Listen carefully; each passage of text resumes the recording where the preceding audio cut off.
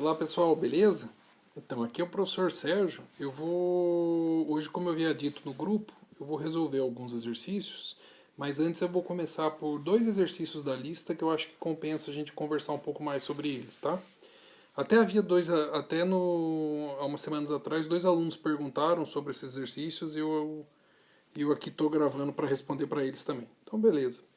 Então, são os exercícios da lista 1. Eu vou começar a falar sobre o 9. O 9 parece basicão, mas ele envolve um conceito de potência nominal, que a gente acabou não mencionando na aula, e como ninguém perguntou, eu falei, vamos ver. Mas daí apareceu alguém e perguntou. Então dá uma olhada. É o seguinte, ele fala que existem duas lâmpadas e estão ligadas em série a uma DDP. Então a primeira lâmpada tem uma potência de 25 watts, a outra tem uma potência de 100 watts e está ligado numa DDP de 120 volts. Beleza? Ele pergunta assim, qual brilhará mais forte? Beleza? Então para responder essa pergunta, a gente primeiro precisa entender o seguinte, ó. O que é potência nominal? Pessoal, a potência que vem marcada num aparelho, então quando você compra um ventilador de 500 watts, uma torradeira de 1000 watts, um chuveiro de 5000 watts, aquela potência dele chama-se potência nominal. Ele só vai gerar aquela potência, ele só vai dissipar aquela energia se ele for ligado em duas condições. Na tensão nominal, que é a tensão que vem escrita na embalagem, ou seja, 127 ou 220 volts, e a corrente que passar por ele for uma corrente livre. O que é uma corrente livre? É uma corrente que não exista nenhum outro resistor no caminho dele. Tá ok? A gente chama isso de corrente nominal. Ele tem que estar ligado sozinho no circuito e ele ser o único resistor do circuito. Beleza? Então dá uma olhada aqui para mim. Se vocês repararem, pessoal, essa lâmpada de 25 watts, essa lâmpada de 100 watts, são as potências nominais. Esses valores são as potências nominal deles. Tá? São para ligado, no caso aqui, já que ele não especificou, eu vou direto para 127 volts, ok? Quando eles estão ligados sozinhos, isso equivale à potência de operação. Então vamos admitir que, e como o exercício não falou pra gente qual é a tensão nominal deles, só falou que a potência que vem na embalagem é essa aí, então vamos admitir que seja 127. Então dá uma olhada, ó. Então a potência da lâmpada 2, eu chamei a lâmpada 2 a lâmpada de 100, tá? Presta atenção nisso para não confundir. Então a potência da lâmpada 2 é 100. A gente sabe que potência é o produto da tensão vezes a corrente, então fica para mim o seguinte, que a potência é igual a 100, a corrente eu não sei, mas eu sei que a tensão nominal é 127 volts. Então eu sei que a corrente nominal da lâmpada 2 equivale a 0,78 ampere. Beleza?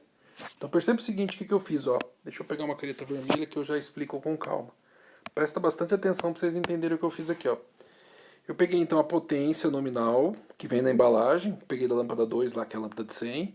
Peguei a tensão nominal, que isso é meio óbvio, vou admitir que é 127 volts. Aí eu fiz o seguinte, joguei tudo aqui e achei a corrente aqui, beleza? Então, eu achei a corrente, essa é a corrente que deve passar nele. Quando ele estiver ligado em 127 volts, ele vai gerar essa potência, beleza? Só que não é o caso nosso ali. Mas se tem uma coisa dele que é constante, já que a potência não é constante, a corrente não é constante, a voltagem não é constante, tem uma grandeza nele que vai ser constante ad eterno, que é a resistência elétrica dele. Vamos pegar a resistência elétrica dele não vai mudar independente da corrente que eu aplicar, ou da tensão que eu aplicar. A resistência dessa lâmpada, da lâmpada de 100 watts, ela é a tensão dela, peguei a tensão nominal, pela corrente nominal, beleza? Essa razão vai ser sempre o mesmo número e vai dar uma resistência de aproximadamente 162,8 ohm, beleza? Vou fazer o mesmo para a lâmpada 1, que é a lâmpada de 25, tá? Peguei lá a potência, que é 25, sei que a tensão nominal eu estou admitindo que é 127 volts, eu vou achar a corrente nominal. A corrente nominal dela, ó, ela é menor, ela deixa passar menos corrente. Presta atenção uma coisa, ó, da primeira lâmpada, aliás, da lâmpada 2, que eu chamei, a de 100, ela deixa passar uma corrente de 0,78. A lâmpada 1, que é a lâmpada de 25, ela é mais resistiva, ela deixa passar uma corrente menor. Então é óbvio que a resistência dela, se essa aqui dá uma resistência de 162, essa aqui vai ter que dar uma resistência maior, já que ela deixa passar menos corrente. Vamos ver se é verdade. Está aqui. A resistência R1 é a tensão nominal, vou pegar a tensão nominal, porque é uma tensão que eu conheço, pela corrente com a tensão nominal. Está ali. Então a resistência da lâmpada de 25 watts é 668,4 ohm. Tá? Então eu tenho a resistência da lâmpada R2 e tenho a resistência da lâmpada que eu chamei de R1. Percebam que a diferença é gritante entre as duas. Então agora vamos ver o seguinte. Vamos ver qual vai acender mais forte naquela ligação. Então eu sei que a resistência total desse circuito como eles estão em série, é só somar as duas, vai dar 831,2 ohm. Somei as duas. Aí não tem novidade. Aí eu vou achar a corrente que passa naquele circuito. A corrente ali vai ser a tensão dividido pela resistência. A tensão ele falou que era 120, a resistência total eu achei. Tá ali. Então a corrente que passa lá vai ser 0,144 ampere. Beleza? Então eu vou pegar aqui a potência. Agora presta atenção. A potência que elas vão dissipar não vai ser 25 e não vai ser 100. Vai ser agora para satisfazer essa corrente aqui. Agora vamos ver qual delas vai brilhar mais forte. Só a gente ver qual vai gerar mais potência. Potência, se eu pegar a equação da potência e substituir a lei de Ohm, isolar a voltagem, substituir a lei de Ohm, fica então que potência é resistência vezes a corrente ao quadrado. Então fica que a potência da lâmpada 2 é a resistência, peguei ali, ó, 162,8, vezes aquela corrente, 0,144 ao quadrado. A potência dissipada por ela é apenas 3,4 watts. Perceba o seguinte, pessoal, ó, de 100 watts, essa lâmpada aqui só vai dissipar 3,4. Professor, por que tudo isso? Porque a corrente que passa nesse tipo de ligação, que passou em virtude das duas lâmpadas estarem em série, a corrente caiu bastante. Quer ver o negócio? Ó, deveria passar quanto para ela dissipar 100 watts? 78 ampere, mas só está passando 0,144. Olha que diferença gritante de corrente. Isso vai aparecer na potência, beleza? Olha o outro exemplo. Agora, aquela ali é a corrente nominal. Olha a diferença da corrente nominal para a corrente nesse circuito. Agora olha a outra lâmpada. Então peguei a resistência dela, que está ali embaixo, e vou multiplicar pela corrente. Dá 13,8 watts. Então percebe o seguinte, ó, a lâmpada que eu chamei de L1, a lâmpada de 25 watts, ela vai dispensar 13,8 ohm. Aí você pensar, professor, por que a lâmpada mais fraca vai acender mais? Por causa disso aqui, ó. Olha a diferença da lâmpada de 100 watts, a diferença entre a corrente que ela precisa e a corrente que vai passar. É bem grande. Agora olha a diferença da outra lâmpada. Ela precisa de 0,19 ampere. A gente viu ali do lado. E olha a corrente que está passando. Uma corrente até que relativamente próxima, que é 0,14. Então, ela vai sofrer menos com a corrente baixa. Por isso, ela vai acender mais forte. Beleza? Então, está demonstrado aí. Tranquilo, pessoal? Essa seria a justificativa do exercício. Então, é um exercício que talvez seja um pouquinho mais complicado, porque ele envolve esse conceito de potência nominal, corrente nominal. Tá ok? Pessoal, me pediram também o exercício 6 da lista. Eu acho que vale a pena a gente conversar sobre ele. Ele fala sobre velocidade de migração. Tá? Deixa eu só voltar aqui. Então, deixa eu só dar um... Volta, beleza? Pessoal, para responder o 6, a gente teria que entrar num negócio chamado modelo de Drude. Modelo para condução. Deixa eu só explicar uma coisa, por que eu não falei esse modelo em aula. Ele está no livro, mas esse modelo ele dá tão errado, que ele foi uma aproximação de física clássica, da física que a gente vê, para um fenômeno que é puramente quântico. Eu não consigo descrever a condução elétrica usando só termos da física clássica. Eu tenho que usar termos da física quântica, orbitais, teoria de orbitais, teoria de espalhamento, um pouco mais complicadas que só a física clássica não conseguem abranger. Beleza? Então, deixa eu só te mostrar uma coisa, você vai ver como esse modelo falha e como esse modelo ele é aproximado, tá? Então, aproximado não é bem longe, mas vamos lá. Então, o modelo de Drude para condução. Drude é o nome do cara que pensou nesse modelo. Drude Lawrence, o modelo. Então, a gente viu nas aulas que a resistividade ela depende da temperatura, basicamente porque eu tenho as interações entre os elétrons. Então, os elétrons num condutor, os elétrons estão passando entre os átomos do condutor, que na verdade não são mais átomos, são íons. E esses íons vão interagir com esses elétrons. Essas interações a gente chama de espalhamento. Então o elétron vem caminhando e ele espalha. Do que depende esse espalhamento? Principalmente da temperatura, tá? A temperatura vai aumentar a agitação térmica, ou seja, das vibrações térmicas. Depende dos defeitos. Professor, que é um defeito? Então imagina que você tinha um empilhamento corretinho de átomo, um monte de átomo enfileiradinho. Aí numa dada posição faltou um átomo. Então tem um defeito ali que vai mudar a periodicidade da rede cristalina. A rede cristalina é o arranjo de átomos. Você deve ter ouvido isso em química. Então eu tenho os átomos todos arranjados, bonitinho. Quando eu chego ali eu tenho um defeito. Naquele defeito eu tenho uma propriedade elétrica diferente, tá? Isso também produz um espalhamento. Não sei se vocês já ouviram falar, para quem fez Senai ou para quem fez curso técnico, contorno de grão. Às vezes quando o metal solidifica, sempre que o metal solidifica, ele solidifica uma região com uma orientação, ou seja, os átomos estão numa direção, aí numa outra região do lado, pessoal, regiões microscópicas, tá? Numa região do outro lado eu tenho outra orientação, a gente chama isso de grãos cristalinos. Então, como eu tenho regiões que estão com orientações diferentes, a região de conexão entre essas orientações, a gente chama de contorno de grão. Então, o contorno de grão também tem propriedades diferentes. Vai produzir o quê? Um espalhamento e um aumento da resistência elétrica, da resistividade elétrica. Impurezas também. Então, se eu tenho, por exemplo, uma liga de cobre que tem impurezas de níquel, provavelmente esses átomos de níquel vão contribuir para aumentar a resistividade elétrica do cobre. Tá ok? Então, tanto os defeitos quanto impurezas contribuem além da vibração térmica. Então, no modelo de Drude, ele basicamente considera o seguinte, e a validade desse modelo está aqui, tá? Ele era bem antigo, era um modelo de 1900, mas explicava algumas coisas, o conceito por trás é legal e o conceito por trás explica algumas coisas que são válidas até hoje. Ele admitia que os elétrons, quando eu pego um átomo isolado, por exemplo, o átomo de cobre, o átomo de ferro, ele tem toda a sua estrutura eletrônica, os elétrons estão cobrindo as camadas, até chegar na última camada, beleza? Isso é um átomo. Quando eu pego esses átomos e formo um metal, ou seja, eu faço esses átomos se ligarem com outros átomos do mesmo elemento, então, por exemplo, quando eu junto um monte de átomo de cobre, ou um monte de átomo de ferro, o que eu tenho é que certos elétrons que estão lá no final da eletrosfera, entre aspas, vão se perder. Eles não vão desaparecer, eles vão se perder do átomo. Então eles vão ficar flutuando ali num mar de elétrons que permeia agora esses íons que perderam esses elétrons. Beleza?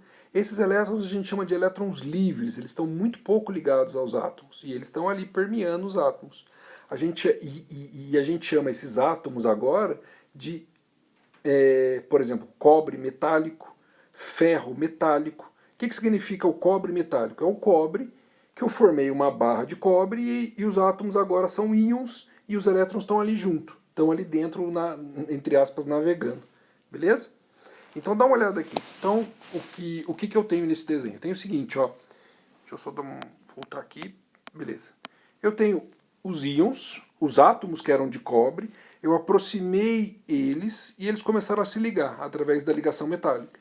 Então eu tenho os átomos de cobre aqui que agora são íons. Íons por quê? Porque eles perderam os elétrons aqui que estão navegando, ó, que estão entre eles. Todos os metais têm uma propriedade mais ou menos parecida, que é ter esses elétrons livres. Isso caracteriza todas as propriedades do metal.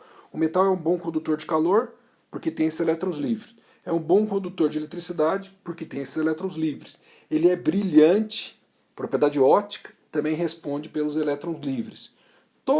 A diferença fundamental dos metais para os outros elementos da tabela periódica é basicamente essa característica, beleza? Então tá aqui, os elétrons livres estão andando e eles começam a esbarrar. Por mais que eu polarize ele aqui, aplique uma DDP, eles começam a esbarrar nesses íons. Esses eventos a gente chama de espalhamento. Então imagina o seguinte, se eu aplicar uma DDP de forma que eles queiram caminhar da direita para a esquerda, aliás, da esquerda para a direita, eu posso atribuir agora uma grandeza mensurável, que é a distância. Então eu tenho uma distância que eu estou chamando de L, e eles vão levar um tempo T para percorrer essa distância L. Tá? Eu posso definir a tal de velocidade, a velocidade com que eles vão percorrer essa distância. Vai ser a razão do comprimento pelo tempo. Como vai ter um monte de espalhamento no meio ali, o que me interessa é o quanto tempo eu vou levar para percorrer essa distância.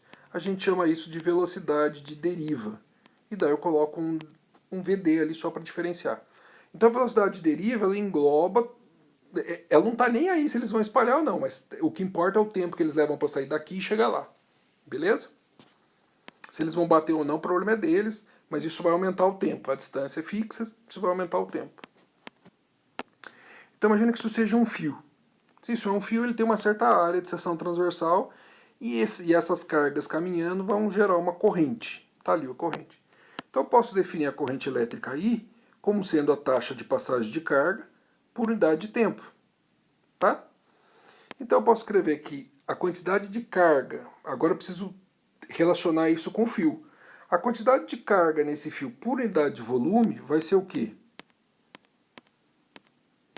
Vai ser o número de cargas por unidade de volume vezes o valor de cada carga. Beleza? Então quantas cargas eu tenho por metro cúbico vezes o valor de cada carga, por exemplo, do elétron. Está aqui. Carga elementar. Então agora eu consigo reescrever o seguinte, ó. Isso aqui, a unidade da carga por volume vai ser coulomb por metro cúbico. Então eu posso escrever assim, para um fio, o volume vai ser o quê? Se aquela figura cinza fosse um fio. O volume é o produto da área, vezes a área que eu marquei lá, vezes o comprimento aqui que eu estou chamando que é L. Tá? Então eu chego na seguinte condição aqui. Eu posso escrever que a carga total do fio vai ser o quê? A carga total, ó, se eu pegar a equação que está aqui, eu pego o volume que tá multiplicando, que está dividindo, e passo ele para o outro lado multiplicando. Então a carga total vai ser esses dois caras vezes o volume. Então é o que eu vou fazer lá em cima. Ó. Então a carga total vai ser o volume do condutor vezes a densidade de carga, que é carga por volume, vezes a carga. Então, substituindo, o que a gente viu o volume do condutor? O volume do condutor não é a área vezes o comprimento? Está ali. O N é a densidade de carga, carga por metro cúbico, e o Q é a carga. O L. Pessoal, o L, que é o comprimento desse condutor, eu posso escrever da seguinte forma. O comprimento desse condutor vai ser tirado da equação da velocidade de deriva. Ó. O L... não pode ser escrito aqui na equação, ó, velocidade de deriva é o comprimento pelo tempo. Então eu posso passar o tempo multiplicando, vai ficar que o comprimento é a velocidade de deriva vezes o tempo. Substituo tudo ali, então vai ficar que a quantidade de carga é a área vezes a velocidade de deriva vezes o tempo vezes a densidade de elétrons livres vezes a carga de cada elétron livre. Tá? Então, substituindo agora na equação de corrente, a gente sabe que corrente é dQ dt. Então fica para mim que no lugar de dQ eu vou ter todo esse trambolho aqui, ó. Todo esse trambolho que eu vou colocar aqui. Então, área, velocidade de deriva, tempo, densidade de carga e valor da carga, dividido por ΔT. Tem o tempo em cima e tem o tempo embaixo. Corta, corta. Fica para mim então que a corrente é o produto da área vezes a velocidade de deriva, vezes a densidade de carga, vezes o valor da carga. Beleza? Então, eu posso escrever que a velocidade de deriva, se eu quisesse achar agora, é só pegar essa equação. Isso aqui já é uma equação, pessoal. Isso aqui é a mesma equação. Corrente é igual a isso aqui. Se eu quiser isolar a velocidade de deriva, eu passo o resto dividindo. Então, a velocidade de deriva, a velocidade média. Guarda isso. A velocidade média do ponto de vista clássico, com que essas cargas andam nesse fio, vai ser dado pela razão da corrente, dividido pela área, vezes a densidade de carga, vezes o valor da carga. Tá ok? Então vamos ver um exemplo aqui para vocês verem em que pontas... Professor, mas por que essa teoria falha? Dá uma olhada nesse exemplo, você vai entender o que eu estou dizendo. Então ele faz assim, um fio de cobre possui uma área de seção transversal de 3 mm² e comprimento de 5 metros. Tá? Um fio normal tem 3 milímetros quadrados e um comprimento, o comprimento da tomada, do interruptor da sua casa até a lâmpada da cozinha. Tá? Da tomada do interruptor. Comprimento curto. Pergunta. Estime a velocidade de deriva, ou velocidade de migração, tá? Depende da tradução do inglês, e o tempo médio que ele leva para as cargas percorrer essa distância. Então vamos lá. Primeira coisa, pessoal, antes de resolver qualquer problema que envolva isso aqui, apesar de vocês talvez nunca vão ter que resolver, mas eu preciso saber, primeira coisa, se eu estou falando de cobre, eu tenho que saber todas as propriedades do cobre. Se eu estou falando de alumínio, idem, e assim por diante. Então do cobre, o que eu vou precisar? Da densidade, eu vou precisar da massa atômica, vou precisar da quantidade de elétrons livres por átomo. Senhor, o que significa isso? Pessoal, eu preciso saber quantos... Você lembra que eu disse que quando eu pego o átomo e coloco ele junto com outros átomos, certos elétrons deixam de pertencer ao átomo e passam a ser livres? Eu preciso saber quantos fazem isso por átomo.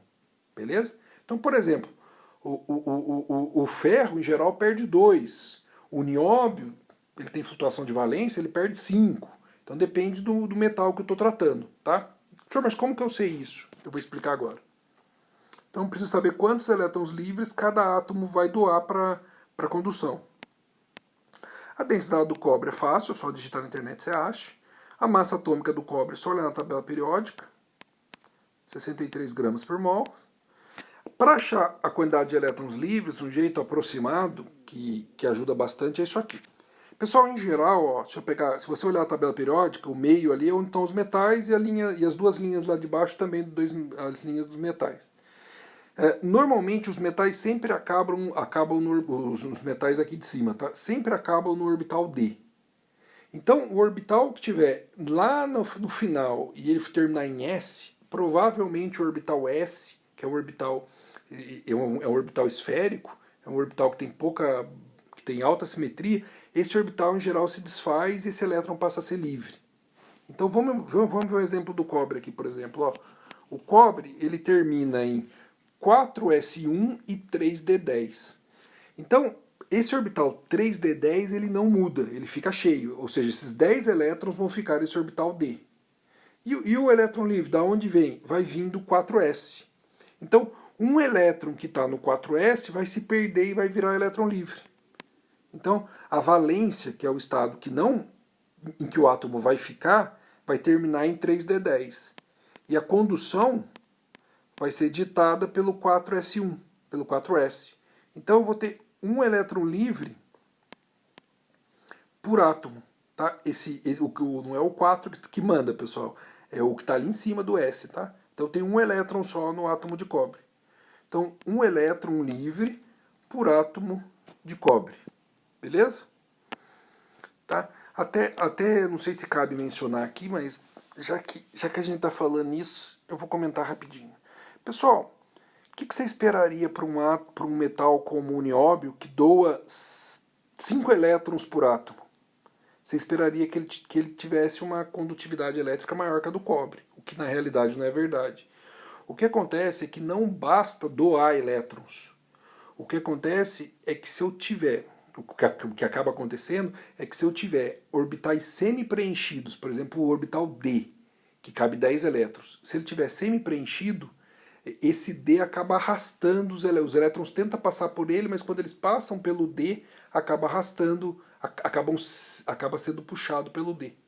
Então, o que vai acontecer é que o nióbio, por exemplo, que tem o D vazio, o D semi-cheio, vai ter uma resistividade elétrica maior que o cobre, que tem o D cheio, o D completo, com os 10 elétrons. Então, se a gente pegar os melhores condutores da tabela periódica, eles são o cobre, a prata e o ouro. E as vizinhanças ali, que é a platina e o ródio. Todos eles têm, no caso dos 3 primeiros, eles têm o orbital D preenchido e os outros quase preenchido. O que vai acontecer é que, por mais que eles doem só um elétron, esse um elétron passa quase que sem sofrer espalhamento na rede. Por isso que eles têm uma resistividade elétrica menor que a dos outros metais que doam muito mais elétrons livres à condução. Beleza? Isso é só um tópico. Talvez vocês nunca ouçam isso aí, mas se alguém perguntar um dia, você usa. Então vamos seguir a nossa resolução aqui. Então vamos para o próximo. Então, tá aqui o exemplo, deixa eu só adiantar aqui para nós não perder muito tempo. Eu trouxe para cá o que a gente anotou lá. Então a primeira coisa para responder, eu preciso saber quantos átomos de cobre a gente tem por metro cúbico. Se eu souber quantos átomos eu tenho por metro cúbico, eu sei quantos elétrons eu tenho por metro cúbico. Então eu vou fazer o seguinte, ó. Eu sei que a massa atômica do cobre é 63,5 gramas por mol. Isso quer dizer o seguinte, ó, 63,5. Significa que a cada 63,5 gramas eu tenho 1 mol. Então se eu pegar, por exemplo, 12 gramas, a massa atômica do cobre do carbono é 12. Significa que quando eu tenho 12 gramas de carbono, eu tenho 1 mol de carbono. Tá? Então, isso significa, ou isso mostra o seguinte, se eu pegar uma barrinha com 63,5 gramas de cobre, eu vou ter 1 mol de cobre. Professor, mas o que significa isso? Significa que agora eu sei a quantidade de átomos. Por quê? Porque mol nada mais é que um número de átomos, um número de moléculas. E esse número vale quanto? O mol representa 6,023 vezes 10 a 23 átomos, no caso aqui átomos. A gente chama isso de número de Avogadro, beleza? Então ficou fácil, ó. Pensa comigo. Se para eu ter 6,023 átomos, eu tenho que ter 63 gramas, qual que é o volume então de 1 mol? Qual é o volume da pecinha de cobre que eu tenho que ter para poder ter 1 mol? Puta, vamos pegar a densidade. Densidade não é massa por volume? Então eu vou isolar o volume, vou passar o volume multiplicando, vai ficar então que o volume vai ser a massa pela densidade. Eu quero saber o volume para 1 mol. Eu sei que a massa que eu tenho que ter para ter 1 mol é 63,5. A densidade é uma constante, isso depende da quantidade. 8,95. Faço a divisão, gramas por centímetro cúbico. Então vai ficar ali, ó, 6,9 centímetro cúbico. Passo isso aqui para metro, então eu vou passar para metro, 7,09. De centímetro para metro 10 a menos 2, mas é centímetro cúbico, que vai virar metro cúbico. Então falta um 3 ali, ó. Eu ponho um 3 ali, isso vai ser metro cúbico. Então, esse cara aqui, em centímetro cúbico, vai ser igual a isso aqui em metro cúbico, tá? 2 vezes 3, menos 6 metro cúbico, beleza? Então esse é o volume para eu ter 1 mol de átomos de cobre. Aí vamos pensar comigo, puta, no slide anterior eu não disse que cada átomo de cobre doa 1 elétron? Então quando eu tiver 1 mol de átomo de cobre, eu tenho exatamente a mesma quantidade de elétrons, já que ele vai doar, cada átomo vai doar 1. Então agora eu consigo fazer a conta da densidade de elétrons aqui embaixo, ó. Então o número de elétrons, nada mais vai, a densidade de elétrons vai ser o número de elétrons dividido pelo volume que eu tenho esse número de elétrons. O número de elétrons vai ser lá um mol, que é um elétron por átomo, dividido pelo volume de 1 mol. Fiz a divisão, isso dá 8,98 vezes 10 a 28 elétrons livres por metro cúbico no caso do cobre. Então perceba o seguinte, cada metro cúbico de cobre tem tudo isso aqui de elétron. Só elétron pra caramba. Se você quiser escrever esse número, você vai pegar esse número aqui, pôr 28 zero, e provavelmente você não vai conseguir ler esse número. Tá ok? Então essa é a densidade de elétrons. Cada 1 metro cúbico eu tenho tudo isso de elétrons aí. Agora eu tenho todas as ferramentas para eu fazer a conta. Então a primeira, para a gente ver aqui a ideia do modelo de Drude, está lá. Velocidade deriva é a corrente dividido pela densidade de carga vezes a área. Então está ali, a corrente era 10 A. A densidade de carga a gente acabou de resolver, estava ali, elétrons por metro cúbico. A carga do elétron está ali, vou pegando a carga elementar, está em módulo. A área, ele falou que era 3 milímetros quadrados. De milímetro para metro, eu multiplico por 10 a menos 3, mas é quadrado. Então eu ponho o 2 ali e ponho para ficar metro quadrado lá. Então ficou 3 vezes 10 a menos 6 metro quadrado ali. Então a velocidade de deriva, pessoal, dá aproximadamente 2,46 vezes 10 a menos 4 metros por segundo. Pessoal, dá um bisu no que significa isso. Significa o seguinte, ó. Isso dá 0,25 milímetros, ou seja, hipoteticamente as cargas levariam 1 segundo para percorrer 1/4 de milímetro. Quer ver o negócio? Se eu passar isso para centímetros e passar o tempo para hora, ele vai levar 1 hora para percorrer menos de 1 metro. Beleza? Pessoal, você tem noção que é 1 hora? Você ligaria, por exemplo, você ligaria o interruptor da sala, levaria ali pelo menos umas 6 horas para a lâmpada acender. É isso que esse modelo... Essa é a grande falha desse modelo. Por quê, professor? Porque a gente está tentando descrever uma grandeza que é quântica, uma grandeza que usa física moderna, que usa mecânica quântica, que é a condução elétrica, a partir de um troço puramente clássico. Então, esse foi o ponto que o modelo de Drude falhou. Então, só para a gente completar o exercício, você vai ver o absurdo que é esse finalzinho, essa velocidade de deriva aqui do ponto de vista real. É aqui, ó. A velocidade de deriva não é o comprimento pelo tempo.